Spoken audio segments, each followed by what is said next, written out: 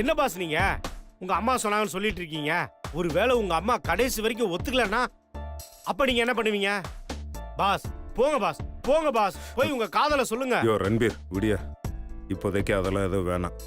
அட போங்க பாஸ், நீங்க சொன்னா கேட்க மாட்டீங்க. நானே போய் இதை சக்தி மடத்துக்கு சொல்றேன். இதை கேட்டா அவங்க எவ்வளவு சந்தோஷப்படுவாங்க தெரியுமா? இருங்க boss. Yo yo Ranbir, yo Ranbir. Shakti madam நில்லையா, வேண்டாம் சொல்லாத. சொன்ன கேளியா. Yo Ranbir. Madam boss madam. Yo எதுவும் சொல்லாதயா. என்னன்னு சொல்ல விடுங்க. அது ஒண்ணும் இல்ல. இவன் ஏதோ புதுசா பாட்டு கத்துக்கிட்டானா அதை எல்லாரும் கேட்கணும்னு சொல்லி டார்ச்சர் பண்றான். ராஸ்கல் எல்லாரும் வேலையும் டிஸ்டர்ப் பண்ணிட்டு இருக்கான். இவனை நான் போய் விட்டுட்டு வரேன், நீ உன் வேலையை பாரு. வா ரன்பீர், யாரையும் டிஸ்டர்ப் பண்ணாத. வா, சொன்ன கேளு. போட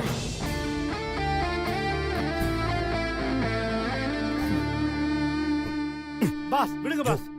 ஏயா புரிஞ்சுக்கோயா. பாஸ் நீங்க ஏன் பாஸ் இப்படி பண்ணீங்க? நீங்க சக்தி மேடத்தை லவ் பண்றீங்கன்னு தெரிஞ்சா அவங்க எவ்வளவு சந்தோஷப்படுவாங்க தெரியுமா? ஏன் பாஸ் இப்படி பண்ணீங்க? நீ சொல்றதெல்லாம் உண்மைதான் ரன்பீர். ஆனா எங்க அம்மா இப்ப இருக்கிற நிலைமையில என் மனசுல இருக்கிற எதையும் சக்தி கிட்ட சொல்ல முடியாது ரன்பீர். நீ அதை புரிஞ்சுக்கோ. நான் இந்த விஷயத்துல கொஞ்சம் அவசரப்பட்டா கூட அது எங்க அம்மா உயிருக்கே ஆபத்தாயிடும். பாஸ் அதுக்காக எங்க அம்மாவோட உடம்பு குணமாற வரைக்கும் சக்தி கிட்ட நான் லவ் சொல்லாம இருக்கிறது தான் சரின்னு எனக்கு தோணுது. அதுக்கு நீ எனக்கு ஒரு ப்ராமிஸ் பண்ணி தரணும் ரன்பீர். சக்தி கிட்ட நான் லவ் பண்றேங்கிற விஷயத்த நீ சொல்லவே கூடாது. பாஸ் நான் ஏதாவது அவசரப்பட்டு அதனால எங்க அம்மாக்கு ஏதாவது ஆயிடுச்சுன்னா சக்தி கிட்ட நிரந்தரமா என் லவ் சொல்ல முடியாம போயிடுமோன்னு எனக்கு பயமா இருக்கு ரன்பீர்.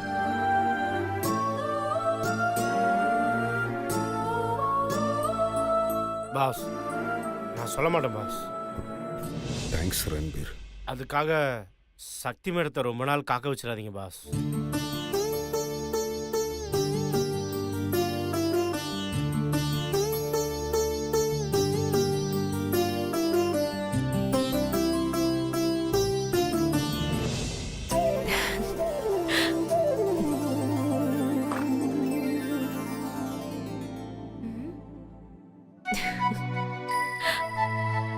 என்னாச்சு இவளுக்கு?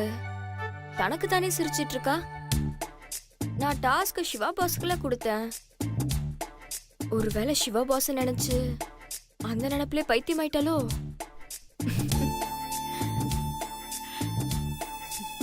ஏ சக்தி, என்னடி எதுக்கு இப்படி கத்திக்கிட்டே வர? என்னது கத்திட்டு வரனா? நீ தான் லூஸ் மாதிரி சிரிச்சிட்டு இருக்க. ஏய், லூசு மட்டும்தான் சிரிக்கணும்னா இந்த உலகத்துல இருக்கிறவங்க எல்லாருமே லூசு தாண்டி. அம்மா தாயே, உன் புராணத்தை நிறுத்து. சரி, இப்ப நீ எதுக்கு சிரிச்சு அதை மட்டும் சொல்லு. கங்கா, இன்னைக்கு என்ன நடந்துச்சு தெரியுமா? ஏண்டி என்ன நடந்துச்சு நீ சொன்னதானே எனக்கு தெரியும். கரெக்ட் இல்ல? இன்னைக்கு நான் ஆபீஸ்க்கு வரும்போது வழியில ஒரு பெரியவரை பார்த்தேன். என்ன ஆசீர்வாதம் பண்ணாரா? அதுவும் கிட்டத்தட்ட ஆசீர்வாதம் பண்ண மாதிரி தான். ஆனா என் மனசுக்கான ஆசீர்வாதம். ஏ சக்தி, நீ வர வர குழப்பி குழப்பி பேசுறதே வேலையை வச்சிட்டு இருக்க. முதல்ல விஷயத்த ஒழுங்கா தெளிவா சொல்லு. அந்த பெரியவர் சொன்னதெல்லாம் கிட்டத்தட்ட என் வாழ்க்கையில நடந்த மாதிரியும் நடக்க போற மாதிரியும் இருக்குடி. என்னடி சொல்ற? ஆமாண்டி கங்கா, அந்த பெரியவர் கல்யாணமே பிடிக்காம வீட்ல இருக்கிறவங்களோட வற்புறுத்தலுக்காக தான் கல்யாணமே பண்ணிக்கிட்டாரா. அவருக்கு தான் மனைவியை கண்டாலே கோவம் தான் வருமா. ஆனா அவரோட வைஃப் அவரை புரிஞ்சுக்கிட்டு தன்னை என்னைக்காவது ஒரு நாள் புரிஞ்சுப்பாருன்னு நினைச்சு அவர் கொடுத்த டார்ச்சர் எல்லாம் தாங்கிக்கிட்டாங்களாம். யாரெல்லாம் அவர் கூட இருப்பாங்கன்னு நினைச்சாரோ அவங்க எல்லாருமே ஒவ்வொருத்தரா ஒரு காலகட்டத்துல அவர் விட்டு போயிட்டாங்களாம். அவர் மனைவியே வேண்டான்னு எந்த அளவுக்கு வெறுத்து ஒதுக்குனாரோ அவங்க மட்டும்தான் கடைசி வரைக்கும் அவர் கூடயே இருந்தாங்களாம். அப்பதான் அவருக்கு தான் மனைவியோட அருமையே தெரிஞ்சுதான். தான் பண்ணது தப்புன்னு புரிஞ்சிருக்கு. இது அவர் எவ்வளவு ஃபீல் பண்ணி சொன்னாரு தெரியுமா? அவர் சொன்னதை கேட்கும்போது கல்லா இருக்கிற மனசுல கூட காதல் துளிர்க்கும். அந்த அளவுக்கு ஃபீலிங்ஸோட சொன்னாரு. சக்தி சூப்பர்டி. சிவா சார் மனசு கூட மாறி இப்படிதான் ஆயிடும்ல. ஆனா என்ன, கொஞ்சம் சீக்கிரமா மாறினா நல்லா இருக்கும். அவர் மனசு மாறுமா இல்லையான்னு எனக்கு தெரியலடி. ஆனா நானும் அந்த பெரியவரோட மனைவி மாதிரியே அவர் மேல நான் அன்பு மட்டுமே செலுத்தி அவர் அன்புக்காக நான் காத்துட்டு இருப்பேன். நிச்சயம் ஒரு நாள் அவர் மனசு மாறுங்கிற நம்பிக்கையோட அவர் கூடவே நான் வாழ்வேன். சக்தி, நீ கவலையே படாத. நீயும் சிவா சாரும் பிரியணும்னு இருந்தா அது எப்பவோ நடந்திருக்கும். ஆனா எவ்ளோ போராட்டம், எவ்ளோ தடைகளை தாண்டி வந்து நீயும் சிவா பாசும் இன்னும் ஒண்ணு சேர்ந்திருக்கீங்கன்னா அது நீங்க சேர்ந்து வாழணும்னு அந்த ஆண்டவன் முடிவு பண்ணதுரி.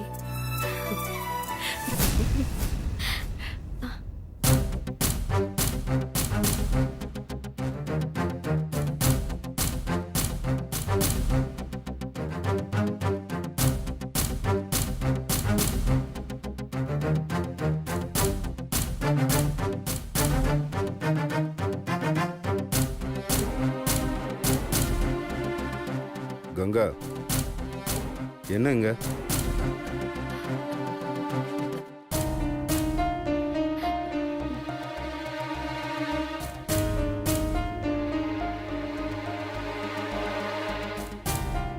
சார், அது ஃபைல்ல ஒரு டவுட் இருந்துச்சு. உங்ககிட்ட கேட்கலான்னு தான் வந்தேன். ஆனா நீங்க கேபின்ல இல்ல, அதான் சக்தி மேடத்துக்கிட்ட கேட்கலான்னு. என்ன ஃபைலு, என்ன டவுட்டு? கொடுங்க.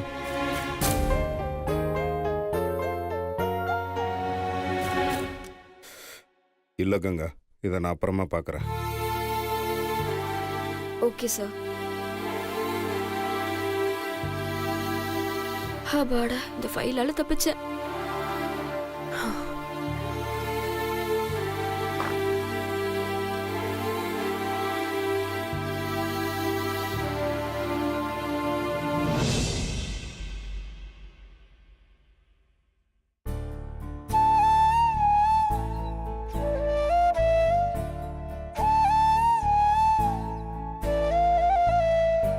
அம்மா உன்னை புரிஞ்சுக்கிட்டதுக்கு அப்புறமா உங்க சம்மதத்தோட என் காதலை உன்கிட்ட சொல்றேன் சக்தி.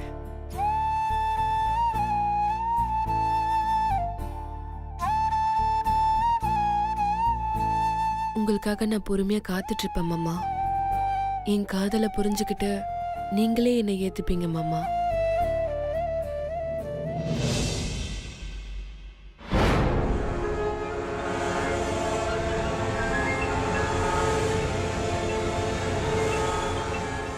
என்னம்மா சுபத்ரா, ஏன் இப்படி உட்காந்துட்டு இருக்க? சும்மாதான். ஏண்டிம்மா, கொஞ்ச நேரம் நீ படுத்து ரெஸ்ட் எடுக்க வேண்டியதானே? எப்படிம்மா நான் ரெஸ்ட் எடுக்க முடியும்? அந்த சக்தி கிட்ட சிவா லவ்வ சொல்லிடுவானோன்னு நானே டென்ஷன்ல இருக்கேன். ஆமாமா, நீ சொல்றது சரிதான். நைட்டு நம்ம தூங்குனதுக்கு அப்புறமா அவங்க முழிச்சு சந்திச்சுக்கிட்டா அப்புறம் மொத்த காரியமும் கெட்டு போயிடுமே. அம்மா, அதனால இன்னைக்கு நைட்ல இருந்து அந்த சக்தி இந்த வீட்டை விட்டு போற வரைக்கும் நீ தினமும் ராத்திரி 11 மணில இருந்து 12 மணி வரைக்கும் எல்லாரும் தூங்கிட்டாங்களான்னு பாத்துட்டு அதுக்கப்புறம் நீ வந்து தூங்கு. அம்மாடி, தூக்கம் கெட்டுச்சுன்னா உடம்பு வீணா போயிடுமா.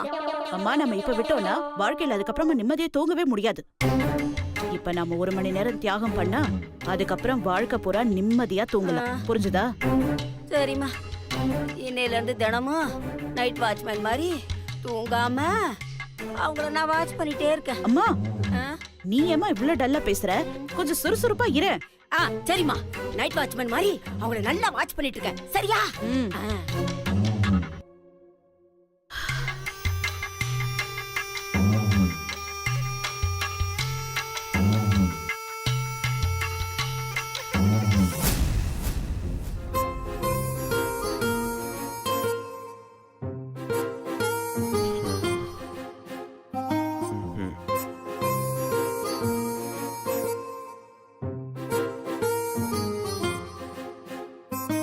ஏய், நாங்க எவ்வளவு பெரிய பிரச்சனையை சால்வ் பண்ண யோசிச்சுட்டு இருக்கேன். நீ என்னடானா டம்மியா உட்காந்து இப்படி கடலை தின்னுட்டு இருக்க? ஹலோ, சாப்பிட்டா டம்மின்னு அர்த்தமா? நான் அத சொல்லல. நான் இங்க சீரியஸா யோசிச்சுட்டு இருக்கும்போது நீ எதை பத்தியுமே கவலைப்படாம இப்படி வேர்க்கல தின்னுட்டு இருக்க. அதான் நீ இருக்கல, எப்படியும் கண்டிப்பா நல்லா யோசிப்பேன்ற நம்பிக்கைதான். நான் யோசிக்கிறது இருக்கட்டும், நீ யோசிமா. அப்பதான் ஏதாச்சும் ஒரு ஐடியா கிடைக்கும்.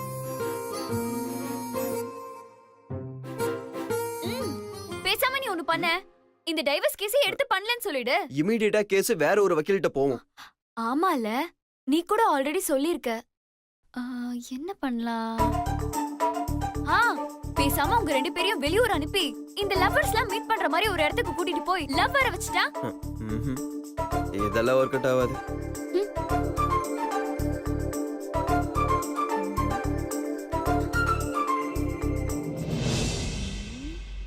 ஐடியா. என்ன பேசாம அக்காக்கு அடிப்படை வச்சு மாமாவை கூடவே இருந்து பாத்துக்க வச்சா. என்ன மௌன ராகம் படம் பாத்தியா? ஏன் மௌன ராகம் படத்துல மட்டும் தான் இந்த சீன் வருமா? ஏன் தான் இந்த மாதிரி மொக்கையான ஐடியாவா குடுக்குறேன்னு தெரியல. போ, ஐடியா குடுக்கலனா குடுக்கலன்ற, கொடுத்தா மொக்கையா இருக்குன்னு திட்ற. இங்க பாரு, குடுக்குற ஐடியா உருப்படியா இருந்தாலும் பரவாயில்ல, ஒண்ணுத்துக்கு உதவாத மாதிரி இருக்கு. ஏதாவது ஒரு ஐடியா அது மட்டும் கரெக்டா சிக்கிட்டா போதும். உங்க அக்காவையும் மாமாவையும் சேர்த்து வச்சிடலாம்.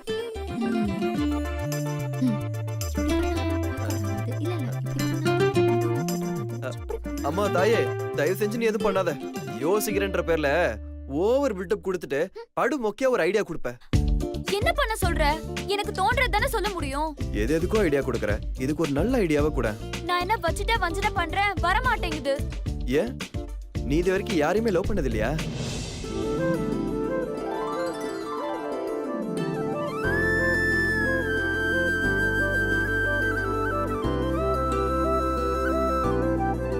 ஒன்னதாமா, நீ யாரையும் லவ் பண்ணதே இல்லையா?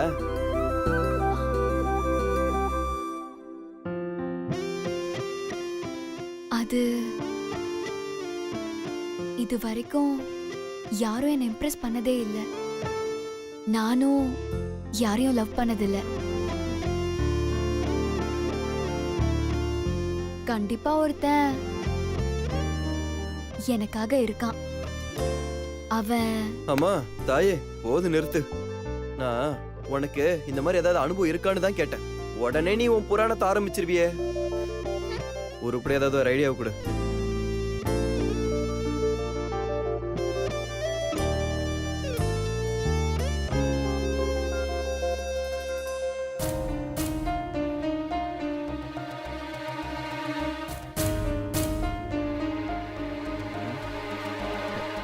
இப்படி பண்ணாதான் ஒர்க் அவுட் ஆகும்.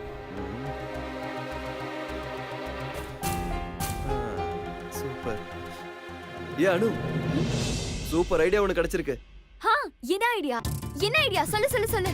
இப்போ டிவோர்ஸ் கொடுக்கறதுக்கு முன்னாடி டிவோர்ஸ்க்கு அப்ளை பண்றவங்களுக்கு கவுன்சிலிங் கொடுப்பாங்க. அப்பவும் 2 பேருக்கும் ஒத்து போகலனா ஃபைனல் இயரிங்ல டிவோர்ஸ் கொடுப்பாங்க. ஆனா உங்க அக்காக்கும் மாமாக்கும் ஏற்கனவே கவுன்சிலிங் கொடுத்தாச்சு. திரும்பவும் கவுன்சிலிங் கூப்பிட்டு 2 பேரையும் தனியா சந்திக்க விடுவோம். அட, அவங்க 2 பேரும் வீட்ல ஒண்ணா தானே இருக்காங்க. வீட்ல ஒண்ணா இருக்கிறது வேற.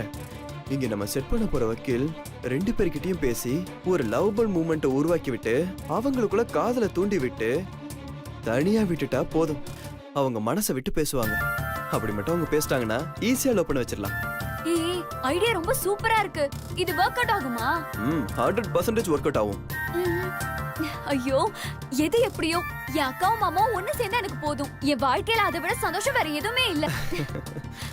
ஆமா, அன்னைக்கு ரெஸ்டாரண்ட்ல கூட ஒரு சந்தோஷமான விஷயத்த சொல்ல போறேன்னு சொன்னேன்.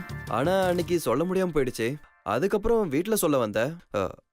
அப்போதான் உங்க அக்காவோட டிவோர்ஸ் மேட்டர் தெரிஞ்சு ரொம்ப ஃபீல் ஆகி போயிட்டேன். இப்பதான் உங்க அக்கா மாமா ஒண்ணு சேர போறாங்கல்ல, என்ன விஷயம்னு சொல்றியா? அது சொல்லு அனு. இல்ல,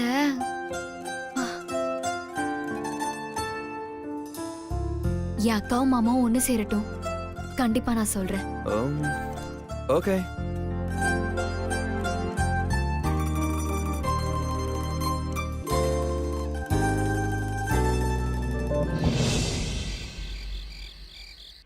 சுபத்ரா சொன்ன மாதிரி சிவாவையும் சக்தியும் வாட்ச் பண்ண வேண்டியதுதான். அப்பாடா, சிவா ரூம்ல தான் இருக்கான். ஆனா தூங்காம இருக்கான். இவன் எப்ப தூங்குறது, நாம எப்ப தூங்க போறது?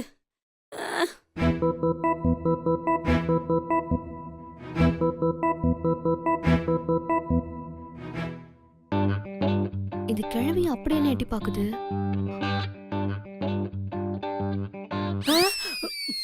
பாட்டி, இங்க என்ன பண்ணிட்டு இருக்கீங்க? அது ஒண்ணு இல்லம்மா, சிவா பாவம் அம்மாவுக்கு இப்படி ஆயிடுச்சோன்னு ரொம்ப சோகத்துல இருக்கான்.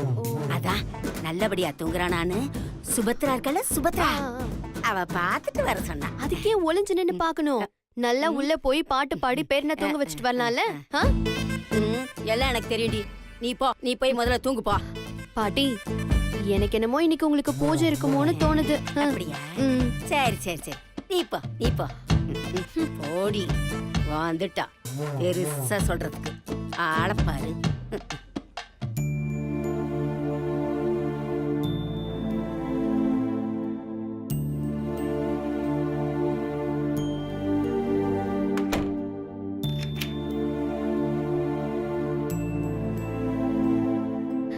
ஏ சக்தி, என்ன ரூம்குள்ளே வாக்கிங்கா?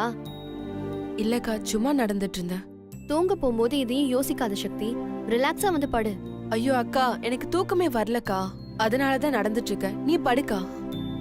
சக்தி, நடந்துட்டே இருந்தா தூக்கம் வராது, படுத்தாதான் தூக்கம் வரும். வா வந்து படு.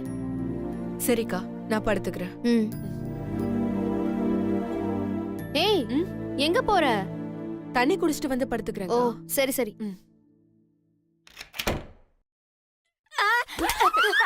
அம்மாடி. ஐயோ பாட்டி, பாட்டி. என்ன பாட்டி? தூக்குங்கடி. என்ன பாட்டி? எழுந்திருங்க. பாட்டி, என்ன இந்த பக்கம்? அது ஒண்ணு இல்லடி அம்மா. ஆ. இந்த பக்கமா வந்தனா லேசா தலை சுத்துச்சா, அதாம்மா கை தாங்கலா நின்னுட்டு இருந்தேன். நான் நின்னது இந்த ரூம் கதவுன்னு எனக்கு தெரியாதுடா கண்ணா. அதான் நீ கதவு திறந்தது மயக்கத்துல அப்படியே தடுமாறி விழுந்துட்டம்மா. பாட்டி, இதுக்குதான் நேரம் காலத்தோட தூங்கணுங்கிறது. வயசான காலத்துல எதுக்கு 10 மணிக்கு மேல வெளியில வரீங்க? போங்க, போய் படுத்து தூங்க. சரி சரி சரி, போறேன்.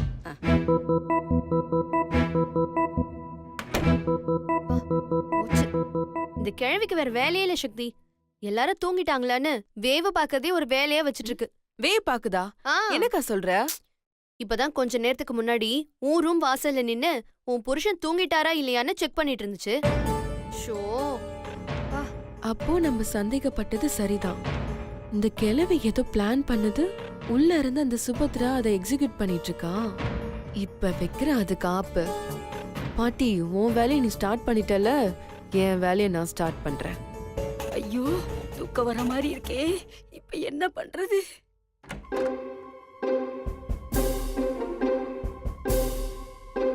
ஐயோ, இந்த சுபத்ரா வேற என்ன செக்யூரிட்டி மாதிரி நைட் டியூட்டி பார்க்க விட்டுட்டாளே. இப்ப நான் என்ன பண்ணுவேன்? இன்னும் கொஞ்ச நேரத்துல தூக்கம் என் கண்ணை கட்ட ஆரம்பிச்சிடுவேன். அதுக்குள்ள இதுங்கெல்லாம் தூங்கிடுச்சுங்கன்னா நல்லா இருக்கும். எங்க இதுங்க தூங்குதுங்க? என்ன பாட்டி தூங்காம தனியா புலம்பிட்டு இருக்கு? நமக்கு தெரியாம ஏதோ பிளான் பண்ணது. கடைசியா ஒரே ஒரு தடவை எட்டி பார்த்துட்டு வந்துடுறேன்.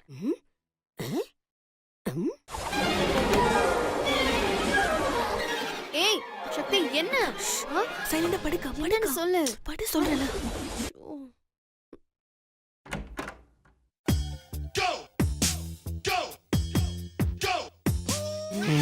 ரெண்டு தூங்கிடுச்சுக்க.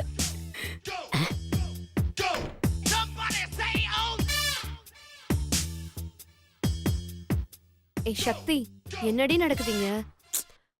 ஒரு கிழட்டு சாத்தம் வந்துட்டு போச்சு. யார சொல்ற? வேற யாரு? எல்லாம் அந்த கிழவிதான். நீ சொன்னது சரிதான்க்கா, அந்த கிழவி ஏதோ வேவு பாக்குது. இன்னைக்கு அதுக்கு ஒரு பூஜை வச்சாதான் சரியா வரும். ஐயோ வேண்டாண்டி, விட்டுடி, பாவம்.